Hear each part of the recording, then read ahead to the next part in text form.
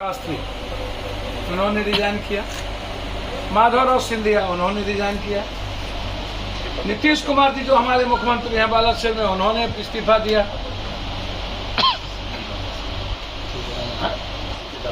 सीखे जाफर शरीफ साहब रिजाइन किए।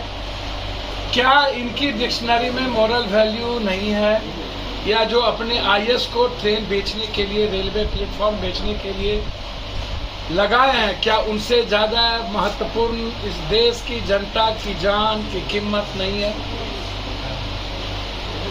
क्या उनकी कोई वैल्यू नहीं है? क्या हिंदुस्तान में जब रेलवे विभाग को लाया गया था और अलग बजट दिए गए थे और आपने इसको जनरल बजट में कर दिया और मात्र 2 लाख कुछ करोड़ रुपया इसका बजट, हिंदुस्तान के रेल विभाग का मतलब था नो प्रॉफिट नो लॉस।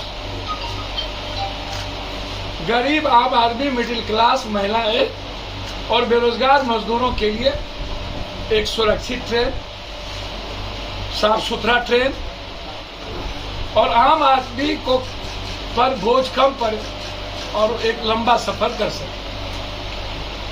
9 सालों के अंदर इन्होंने 3 गुने पैसे बढ़ा दिए। कोरोना के बाद इन्होंने हर स्टेट में रेल कम कर दिया, बजट कम कर दिया और रेलवे की सुरक्षा पर से ध्यान हटा के प्लेटफॉर्म के टिकट 100 रुपया, 80 रुपया, 200 रुपया करना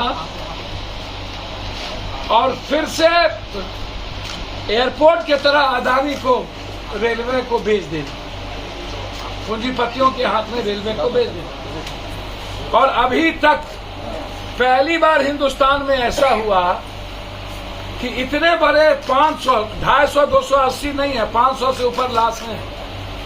इतने बड़े मौत के बाद नरेंद्र मोदी जी वहां गए तो वहां जय जयकारा करा दी। चारों तरफ लाश था और वहां ये मोदी मोदी करा रहे थे, मात्र अपने आरएसएस और बीजेपी के वर्कर। हिंदुस्तान के इतिहास में यह पहला घटना है जो इतने बड़े आत्मबुद्धि नेता, एक तरफ डरपोक भी दुनिया के सबसे ज्यादा, दुनिया का पहला पीएम होगा, वर्ल्ड का राष्ट्रपति होगा जो अपनी सुरक्षा की भीख मांगता है। 40 करोड़ लोगों की सुरक्षा की चिंता उसकी नहीं है। 140 करोड़ जस्टिस और न्याय की उनकी व्यवस्था नहीं है। पंजाब में किसानों से वो डर गए, एसपी जी रहते हुए कहते हैं भगवान बचा लिया।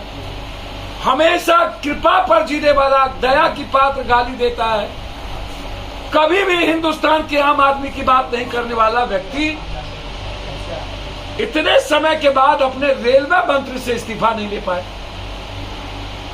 दूसरी तरफ रेलवे जो ये वंदे मातरम, हिंदुस्तान का पहला पीएम होगा, जबकि राजधानी शताब्दी जैसी न जाने कितनी राजा महाराजाओं की कैसी कैसी ट्रेनें राजस्थान से दिल्ली वर्ल्ड हेरिटेज ट्रेन को चलाया, कभी भी हिंदुस्तान का कोई पीएम झंडी नहीं दिखाया।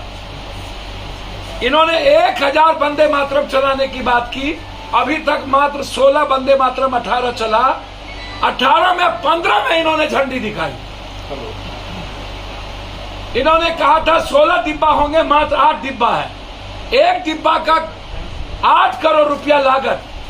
अब आप सोचिए कि 1000 ट्रेन बनाने में कितने पैसे, एक डिब्बा का 8 करोड़। मतलब रेल मंत्री जी, क्या आप बताएंगे कि 2 लाख करोड़ रुपया टोटल वंदे मातरम में, और सुरक्षा कवच उस ट्रेन पर लगेगी जो उस ट्रेन पर सुरक्षा कवच को दिखाया जाएगा जो ट्रेन में सिर्फ पप्पू यादव कूपन वाले और टैक्स के पैसे से तनख्वाह और करोड़ों रुपया लूटने वाले लोग चढ़ेंगे। एक भी मिडिल क्लास, गरीब महिला, आदिवासी, दलित, पिछड़ा, अत्यंत पिछड़ा, देश का गरीब माइनॉरिटीज, गरीब ब्राह्मण, गरीब राजपूत, एक भी आदमी जिसके पास इकोनॉमी 6000 से ऊपर नहीं है, 8000 से ऊपर नहीं है, क्या वो व्यक्ति इस ट्रेन में सफर करेगा?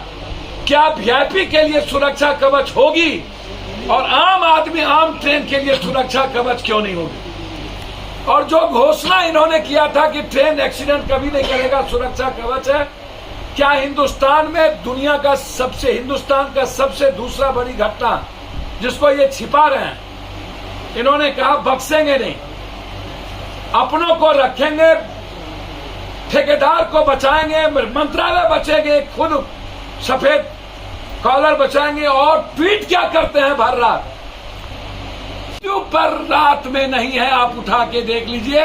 इन्होंने आरएसएस बीजेपी का गुणगान गाया है भर रात।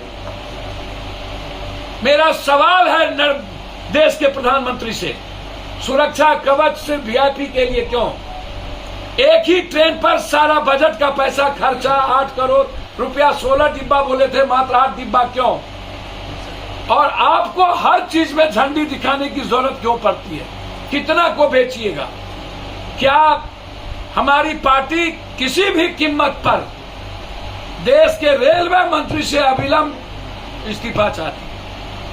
यदि वो नहीं दे रहा है, इसके लिए हमारा आंदोलन जारी होगा। दूसरी चीज, ये नरेंद्र मोदी जी की सरकार, इससे साफ जाहिर होती है गरीब किसान, महिलाओं और युवाओं की सरकार नहीं है। जिस ट्रेन का निजीकरण कर दिया जाए, जिस ट्रेन का वीआईपीकरण कर दिया जाए, जिस ट्रेन का कूपन के सहारे चलने वाला और जनता के पैसे से चलने वालों के लिए कर दिया जाए, वह गरीब विरोधी सरकार है और उनके लिए गरीबों की जिंदगी उनके नजरों में कुछ नहीं है। दूसरा, 8 जून को महिला पहलवान के सवाल पर महाधरना की होगी पटना में। जिस तरीके से निर्लजता का हद कर दिया बीजेपी और आरएसएस की सरकार, जिस तरीके से एक बेटी आई थी सिंगापुर से मृत, जिनका नाम निर्भया था, देश के पीएम और देश के सोनिया गांधी जो वाहिद है एक शख्सियत है, वो गई थी एयरपोर्ट पर लाने के लिए उस लाश को। पूरा देश रो रहा था। क्या इस हिंदुस्तान को आप गोल्ड मेडलिस्ट नहीं रहने देना चाहते हैं? क्या आप इस हिंदुस्तान को रेपिस्ट इंडिया बना देना चाहते हैं? क्या इस देश में जिस तरीके से पूरी बीजेपी शोषण करने वाला, मैं जानना चाहता हूं, जो चीज कल टेलीग्राफ में पूरा डिटेल में हिंदुस्तान में दिया गया है, क्या ये बेशर्मी नहीं है? क्या ये देश के बेटी बचाओ बेटी पढ़ाओ, जब वो बात जो उसने कही थी, उसने क्या हमेशा